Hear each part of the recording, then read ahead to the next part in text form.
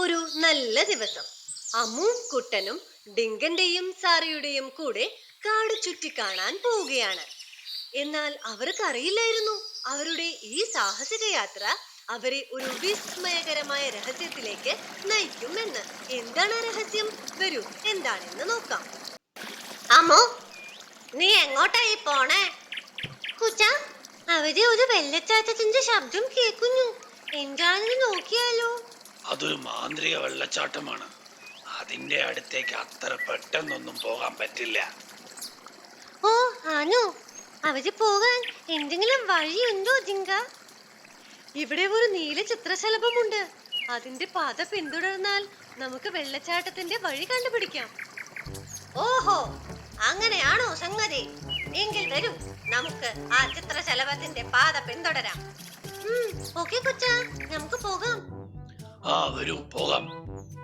അങ്ങനെ നടന്നുകൊണ്ടിരിക്കെ അവർ ആ നീല ചിത്രശലഭത്തെ കാണുകയും അതിന്റെ പാത പിന്തുടരുകയും ചെയ്തു.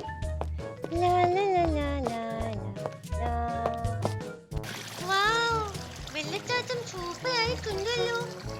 അല്ല ചിങ്ക, ഇതിനെ എന്തുകൊണ്ടാണ് മാന്ത്രിക വെള്ളച്ചാട്ടം എന്ന് വിളിക്കുന്നത്? അമ്മോ, ഈ വെള്ളത്തിന് ഒരുപാട് പോഷക മൂല്യമുണ്ട്. ഇത് കുടിച്ചാൽ മാരക രോഗങ്ങൾ വരെ മാറുമെന്നാണ് കേട്ടറിവ്. ഓ, അങ്ങനെയാണോ സംഗതി? എങ്കിൽ നമുക്ക് ഈ വെള്ളം കാലൊടിഞ്ഞു കിടക്കുന്ന കണ്ണിപ്പൂച്ചയ്ക്ക് കൊടുക്കാം. അതൊരു സൂപ്പർ ഐഡിയ ആണല്ലോ. നമുക്ക് അങ്ങനെ ചെയ്യാം. അങ്ങനെ അവർ ആ പോഷക മൂല്യമുള്ള വെള്ളം കണ്ണിപ്പൂച്ചയ്ക്ക് കൊടുക്കുകയും കണ്ണിപ്പൂച്ചയുടെ കാല് ശരിയാവുകയും ചെയ്തു.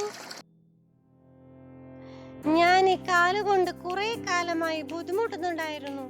വലിയ ഉപകാരം ഡിങ്ക. അതൊന്നും സാരമില്ല കണ്ണിപ്പൂച്ചേ, നിന്റെ കാല് ശരിയായല്ലോ, അത് മതി. അങ്ങനെ ഡിങ്കനും കൂട്ടരും സാഹസിക യാത്ര തുടരുന്നു. ദയയും പങ്കുവെക്കലും മറ്റുള്ളവർക്ക് സൗഖ്യവും സന്തോഷവും നൽകും. വെള്ളച്ചാട്ടത്തിൽ നിന്നുള്ള മാന്ത്രിക ജലം പോലെ പരിചരണത്തിന്റെയും പിന്തുണയുടെയും ലളിതമായ പ്രവർത്തനങ്ങൾ ഒരാളുടെ ജീവിതത്തിൽ വലിയ മാറ്റമുണ്ടാക്കും.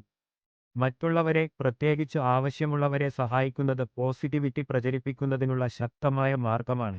യഥാർത്ഥ ശക്തി ശാരീരിക ശക്തിയിൽ മാത്രമല്ല, മറ്റുള്ളവരെ ഉയർത്താനുള്ള കഴിവിലാണ്. നന്ദി.